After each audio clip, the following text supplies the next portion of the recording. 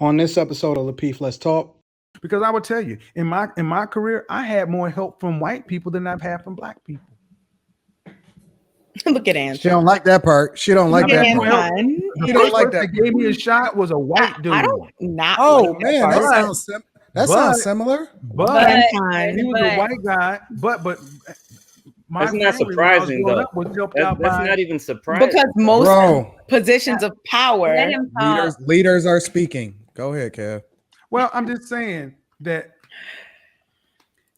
I did a good job, and he actually opened doors for me that he didn't need to because I did a good job. Did he have to do that? No. So when it's time to build and work, women run their logic through their emotions, and those emotions and feelings need to line up with what they see in order to fulfill their confirmation bias. Men can shut that stuff off and say, all right, I don't have to like it, I don't have to feel it, we can just get it done. And this is why you look at any group that's ever been successful, and it's always men are leading and women in the support role, because the way men and women are wired, evolved, we just approach the world differently, and you are not going to overcome biology. You just simply can't. I agree. I wholeheartedly agree. Like, I don't understand what it is. I gotta run in a second. Go ahead. So Kevin, I just wanted to ask you, because I was feeling a lot of what you were saying. I was over here like, about a lot of the things you were saying. Oh, really? JR, why JR? But anyway, so Kevin, my question for you, because this was a thing we were talking about earlier with Anton. Do you feel any allegiance to Black people? Yes or no? Black people? The Black community. I'm not saying every Black person, but I'm saying, do you feel any allegiance or connection as a Black man to the Black community? That's kind of a good question. I mean, I'm Black. Yeah. I like everybody else does yeah, I do. Anton doesn't. Why are you? I don't understand the question. Do I feel like an allegiance? Like I'm not Black? I cannot be Black. No, allegiance doesn't mean, okay, I know you identify as Black. I'm asking if you feel any sort of ultimately it's like I got to do it because I'm Black. Be one. No.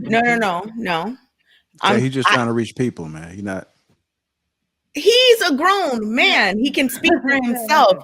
I asked him a question and he can talk, and he's talking. Well, it's like, as an image consultant, I have colleagues on YouTube that are non-Black, even some Black folks, right? Of course, who don't talk about race, of course, because they can't. They don't they don't want to touch the third rail. They don't want to alienate people, such and so forth. And they don't necessarily have the skill set to do it. I choose to do it because I have that skill set. But the first thing I am is I'm a man. I just happen to be an excellent Black man. All things being equal, I'm going to always cut for excellence. You have to be excellent. I'm not going to just pick you solely based on race, but all things being equal, if you can get me what I need and give me what everybody else is delivering, then I'll do like what everybody else is doing. I hired, the first time I was the manager, my entire team I hired was Black. That's all I was asking. Thank you. Was that on purpose? Here's what happened. I was the #1 sales rep in the country. That's I all I got was promoted asking. to manager from Dallas to New York. But let me tell the story. I went to Dallas to New York, took over the second worst team in the nation, had to terminate all of them. I had all these applicants coming in, and I interviewed people, and I picked the best candidates that I could pick. Everybody that I picked was qualified to do the job well. But when it came down to it, I chose the Black candidate over, if an equally qualified Black or white candidate, I chose the Black candidate. That's what I asked Anton that same question. But would you let him answer the question? Be quiet for a second. I made it clear that I chose you not because you were Black, because you're qualified, but because we're black, you got to be better than the job. Yep. Yeah.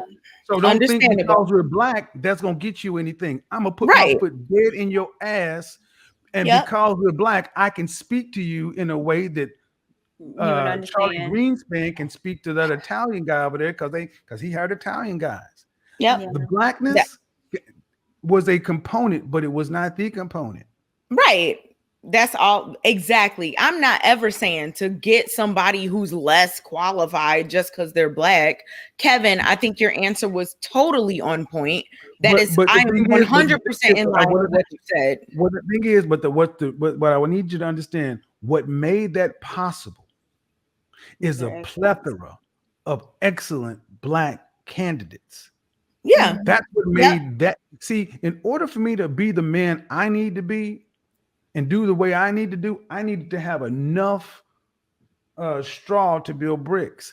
See, what wouldn't have worked is if I hadn't had enough of those candidates, then what would I do? Just pick somebody because? I wouldn't have done that. I'm not gonna lie, I wouldn't just pick you just because. You were able to have that choice because there was so much. But it started with them making themselves. It started with themselves demonstrating their excellence first. That's kind of where we kind of got to. They demonstrated themselves first. Because I would tell you, in my career, I had more help from white people than I've had from black people. Look at Ann. She don't like that part. She don't like that part. The first person that gave me a shot was a white dude. I don't not. Oh man, that sounds similar. But he was a white guy. But that's not surprising though. That's not even surprising because most positions of power. Leaders are speaking. Go ahead, Kev. Well, I'm just saying that I did a good job, and he actually opened doors for me that he didn't need to because I did a good job. Did he have to do that? No, but he knew that I made my boss look good. That was my job. My job is to make sure that I get my boss promoted, and your job is to make sure I take yours. I'm not here to be your friend. I'm here to take your job. So we weren't friends. We were competitors. This guy by the name of DJ, he and I would never break bread. White Irish man from Boston, red hair, he and I are diametrically opposed. I was the top salesperson, but I was horrible at paperwork and implementation. Mm-hmm. Practice is just practice. And DJ got in my ass. He's like, yeah, you're good, but this is where you lose your money because you're flash. And he challenged me in my face to be better. Check my ego. I couldn't stand it, but you know what? I went and burned the midnight oil, and I went and learned all the stuff that I didn't think I needed to know, and I became 3 times better and made 5 times as much. And that got me the job we're talking about right now. So I am down with anybody that's going to challenge me to be better. And I will rock with anybody who is going to understand it's responsibility of you to make yourself great. I'll give you the spot, but I'm going to give you the spot because I want you to be great because I got something I want to accomplish as well. Mm-hmm. As long as we can get together on that point, we can go build this building. That's the way we win. I want to be with people who think that way. Now, here's the other side. Everybody ain't cut out like me. I get it. That's where philanthropical stuff is for. That's what charity's for. That's where you just want to give away and give back to where there is no outcome. That's what the Vanderbilts and the Fords and everybody else is. When they made their millions, they gave some money over here. But I'm not going to ask for an outcome. I'm going to put that over there, for a benevolent society, and I'm going to get my fingerprint in it or whatever. There's a way to get it all done, but it's all got to come down from power.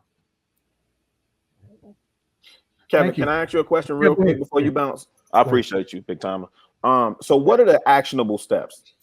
What we talking about building the family, we talking about building community, we talking about, all this types of structure. So, what are the next actionable steps for us? Well, first off, black men have a marketing. We need I've said it before, we need black male media run by black men for black men. We have to change our own narrative. This stuff like this is redefining the black male image in real time. Actionable steps. We're on YouTube. But you know, I'm not crazy enough to say let's go make our own YouTube. That's crazy. No. Everybody else uses YouTube. India T-Series uses YouTube. But men, I think we need men in positions of power. So black male media for black men, by black men, funded by black men. And then like anybody else, we need to push towards science, engineering, technology, math. If we're going to go the college route, or we're going to need to push towards trades and stuff like that, if we're going to go the blue collar route, because we need an economy. We need our dollar to circulate more than 6 hours. We need to be no basket weaving degrees. We're not doing that over because after we have media and attention, we're good at that. But then we need infrastructure. We need we need financial, we need legal, we need logistics. We need the basic stuff. And like your grandfather, my grandfather always had a job because he was a mechanic, he could be a plumber, and he could be an electrician. We need and the thing is, I as much of as a white collar guy as I am, I still know how to snake a toilet. I am very handy around the house. And I think one thing that we are starting to see here is there used to be a division between white collar brothers and blue collar brothers. That don't exist no more. Now, let's say Anton decides to go out and start a construction firm, and he started to decide to build on government contracts that he can get, because a certain percentage of them need to be minority owned. Then he goes and hires JR, and JR is doing the electrical. Then he go hires Rilla. Rilla's doing the plumbing. Then he go hire me, and I'm doing the roofing. That's 3 black companies. Then we go to Hannibal, and we're getting a loan through the credit union.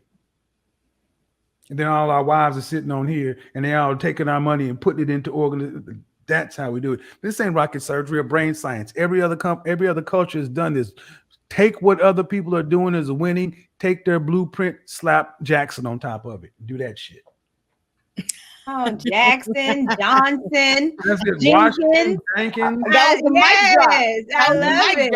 And if you like your ribs with dry rub, you like it with Carolina sauce, Kansas City sauce. If you like brisket, we worry about all that. Memphis sauce on it. Union, but all that after we get the business taken care of. Yeah. Thank y'all. I'm a holler. Bye, Kevin. Right, appreciate you, Kevin. Up, fam. Oh yeah, and Anton, it's the Gold Submariner. Did you really? Yeah, I'm wearing that tonight. But I got the presidential. I just there got you go. But I can't. I got the gold on gold with the slats, but they won't let me wear it. They hold me accountable until I finish losing the weight. So yeah, play nice now.